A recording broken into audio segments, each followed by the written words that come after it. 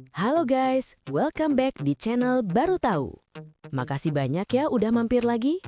Doa tulus dari gue buat lo semua, semoga tempat tinggal lo aman dari bencana. Udara yang lo hirup tetap segar, dan pikiran lo makin kritis buat jagain bumi ini. Amin. Coba deh lo perhatiin kalau lagi lewat jalan di pegunungan. Sering banget kita lihat tebing-tebing ditutupin tembok semen raksasa yang kita sebut talut. Kelihatannya kokoh banget kan? Tapi ironisnya, gak jarang kita dengar berita kalau talut itu justru ambrol kena longsor. Di sisi lain, ada bukit yang cuma isinya pohon-pohon tua tapi tetap anteng bertahun-tahun tanpa ada pergeseran tanah sedikit pun.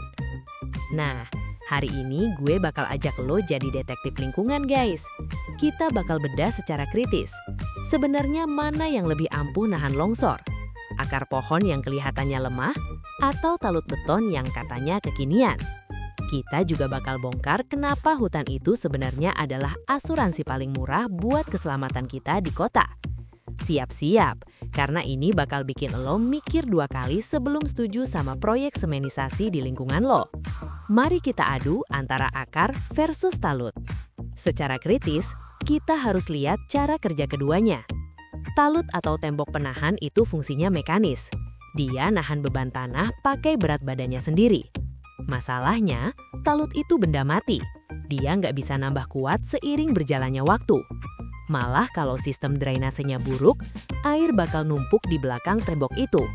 Pas air penuh, tekanannya jadi gila-gilaan, dan talut itu bisa meledak atau ambruk seketika. Beda cerita sama akar pohon.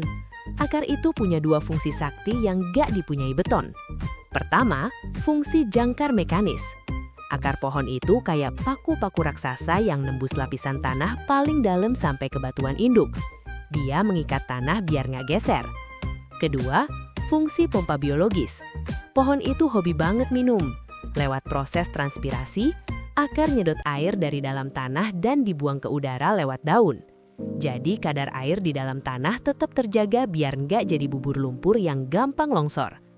Akar makin lama makin kuat, makin dalam dan makin banyak. Secara logika, akar itu adalah beton hidup yang bisa memperbaiki dirinya sendiri. Lalu gimana dengan fungsi hutan sebagai resapan di tengah gempuran kota beton? Guys, bayangin hutan itu kayak spons raksasa yang ditaruh di atas nampan. Pas lo tuang air, spons itu bakal nyerap airnya pelan-pelan. Tapi pas spons itu lo ambil dan lo ganti pakai kaca atau lantai keramik, ibarat jalanan aspal dan gedung kota, airnya bakal lari kemana-mana kan? Itulah yang terjadi sekarang. Hutan punya lapisan serasah atau daun-daun busuk di permukaannya.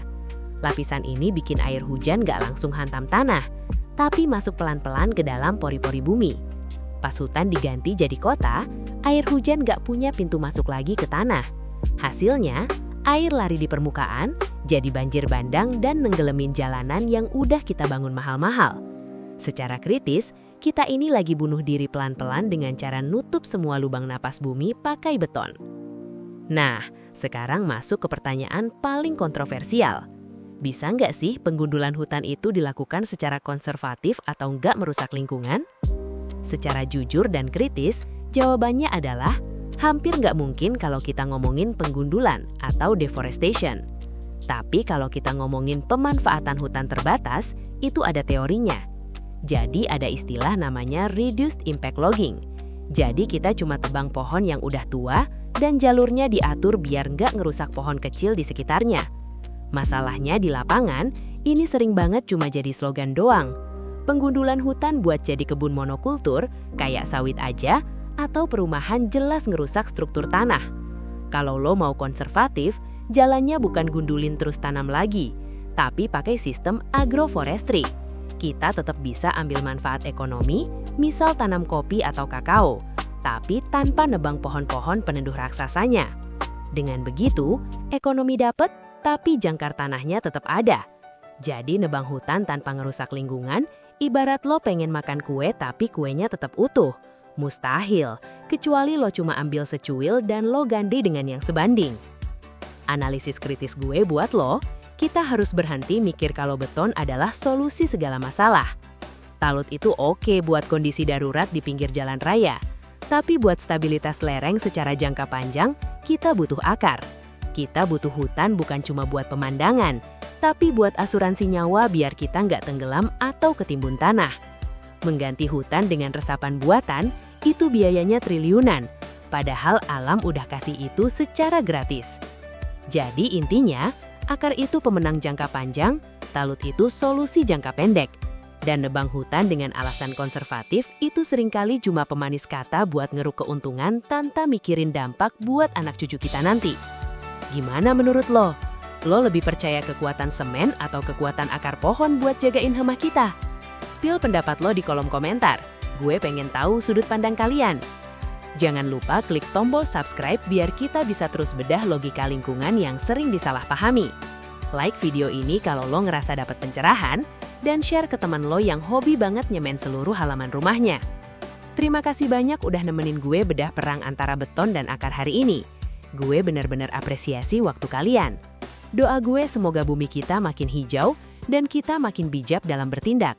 Sampai ketemu di video berikutnya. Gue cabut dulu. Stay green dan tetap gunakan logika lo buat jagain alam. Bye!